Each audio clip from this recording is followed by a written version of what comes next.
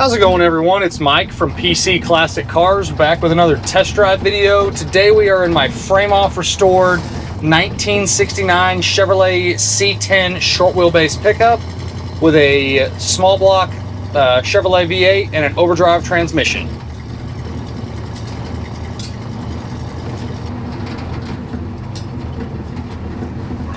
Alright, so again we have a 1969 Chevrolet C10 short wheelbase pickup. This is a vehicle that I bought from a family that I believe they told me they purchased it in 2007 and then did a full restoration on it in 2008, 2009, and then finished it in 2010. And the story goes that they set the odometer 0 when they did it and were showing just under 4,300 miles since they did everything on the truck. And it is a very well done frame-off restoration. The driveline that's in it has a Goodwrench crate motor, runs extremely well. It does have a 4-barrel intake on it, but interestingly enough, it does have a 2-barrel carburetor on it.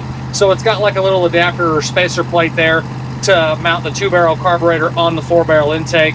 Not sure as to why they did that, but I didn't mess with it because the truck runs so well, so I just decided to leave it. But if someone wants to pull that 2-barrel off and go with a electronic fuel injection like a Holly Sniper setup, or even with a 4-barrel setup, or leave it like it sits, you're fine either way.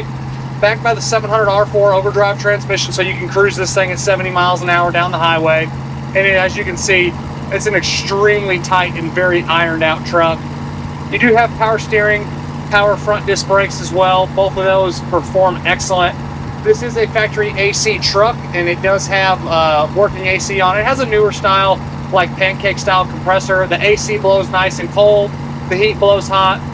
It's got all new suspension on it. We'll dive into that further in the video. This one also does have an upgraded in-frame fuel tank, and then the fuel filler is on the driver's side bedside. They put like a later model gas door on there, so that's really easy to fill up the tank. Again, in-frame fuel tanks are one of my favorite things to do on any pickup. Gets the tank out of the bed, safety purpose, and you're not smelling fuel inside here.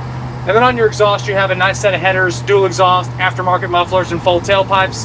Not a crazy loud truck going down the road, but still sounds good. Again, sitting in here, you can easily have a conversation with the person sitting next to you. It's not very loud at all. You get in the throttle a little bit, you'll hear that exhaust, but not terribly loud at all. On your interior, you have a custom style interior. It's like a two-tone grayish white with the black seat cover.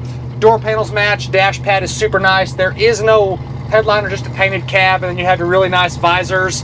Gauges look like they were definitely redone. Again, we're showing 4,285 miles. This is a non-tilt truck. I usually like these with tilt, but this one, they lowered the bench seat somehow. I don't know if they just did brackets or what exactly they did, but you sit a little bit lower and it's a very, very comfortable truck to drive. The only thing I would do on the interior was I would definitely put some armrests back in it, because the way I drive, I like to have my arm on the armrest or even a little center console. There's just not one in this truck, and that's a really, really simple thing. You do have an aftermarket stereo. You got the little hook up here for auxiliary, and then a USB charger as well. So that's really, really cool. Unfortunately, this one does not have a spit decal in the glove box, so I do not know what the original colors are. But checking out the frame and everything, this is a true short bed truck. Nothing's been shortened. We'll get on it here a little bit. And it's not a crazy powerhouse little crate motor. Those Goodwrench crate motors, I know there's a couple different ones out there, but they're more just kind of a stock style replacement 350. And this one does run well. I've had 700 shifts, great. This is a truck I would hop in and feel very, very confident going wherever I want to go. Again, with any old vehicle, you never know when something can go wrong. But with something that was put together about 15 years ago now and has 4,000 or so miles on it, it's had the shakedown stuff done. This is the exact kind of vehicle I like to buy. It's just well ironed out, mechanically just spot on. On your underneath, they had the body and the bed completely off the frame. The frame is extremely clean and painted. The bottom side of the cab is nice. They did do a little bit of metal work on both of the inner rockers when they restored it. The person who did the metal work did a great job. There is no current rust issues. The spots that they fixed were small, and this is a very nice truck on the bottom, as you can see in the photos in this video. Also on my website, you can check out more photos of the underneath. Just really, really nice on the bottom. Paint quality is also very nice on the truck, and they told us that that was finished in 2010. So you're going on 15 years old with the paint, but it represents a lot fresher than that. The paint quality was done by a professional. It's nice and straight down the sides. A couple extremely minimal little imperfections you'll see in my additional informations tab. It's all super minor stuff. This one does have the aftermarket door poppers. It's not my thing. On the key fob here, you have two buttons. The one on the left is for the driver's door. The one on the right is for the passenger door. You click it, it pops the door open. It works very well. If you do get in a situation where you lock the keys in the truck, there is a hidden popper somewhere on the truck, and if you're the one that buys it, I'll tell you where it's at. But again, paint quality is very nice. It's got brand new gray center torque thrust on it with good tires. On your suspension, it has a full CPP lowering kit front and rear. Great kit. I've used it on a ton of stuff. This one was already on the truck when I bought it, so I didn't have to spend the money to do the lowering kit. It was already there. Again, good quality equipment was used. Suspension is nice and tight. Steering is spot on. Nothing for me to complain about on this truck mechanically. The only item I have listed is not working is going to be the washer fluid sprayers. Did not dive into it. I don't know what's wrong with it, but everything else, the rest of your gauges, all of your lights, horn, wipers, radio, heat, AC, parking brake, stereo, everything's good to go on it. Glass is super nice. You have your standard manual windows.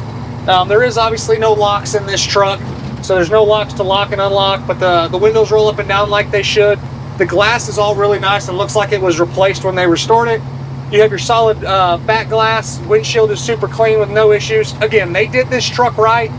It was not a $150,000 SEMA build truck, but the money that was put in this truck definitely exceeds the asking price. They spent a good amount of money on this truck. I would be very, very proud to own this. This is a very good C10. It's got pretty much everything I would do to it. As you know, you watch my videos, I always love the Holley Sniper EFI. I would do that on this one.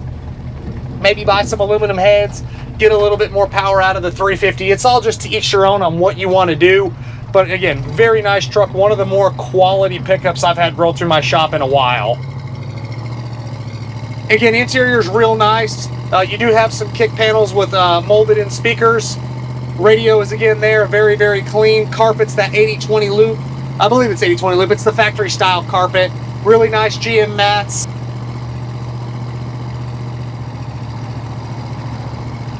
Yeah, I'm really searching to find something wrong with this truck. It's just a great, great vehicle.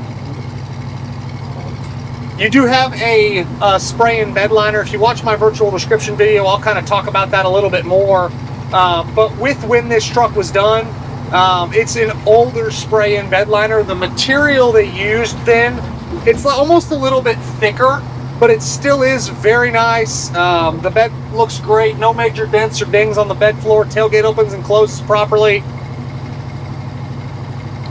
Just a very comfortable truck. Overall, if you haven't figured out during this video, this truck is pretty badass and pretty killer front to back.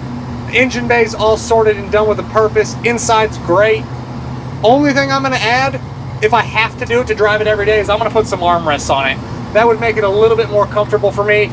And if you want to add tilt, you don't have to because there is a ton of room. I'm 6 foot tall, and the way my driving position is with my arm and my hand, it's right on spot for me, so I don't have to have the armrest. I just like to have them. If I do switch to my right arm to drive, just my left one can go down. Again, real nitpicky stuff. Just a great quality truck front to back. And as always, I appreciate y'all stopping in to watch another one of my test drive videos. Make sure you check out that virtual description along with the additional informations tab. Both are on my website, pcclassiccars.com. I will catch you guys on the next test drive video. Thanks again for watching and have a great rest of your day. And we are warmed up good, got great oil pressure. Temperature is right where it needs to be. Speedo's working. Fuel gauge is reading a little, yep, our fuel gauge is moving a little bit there. But it's reading. Yeah, just a good truck.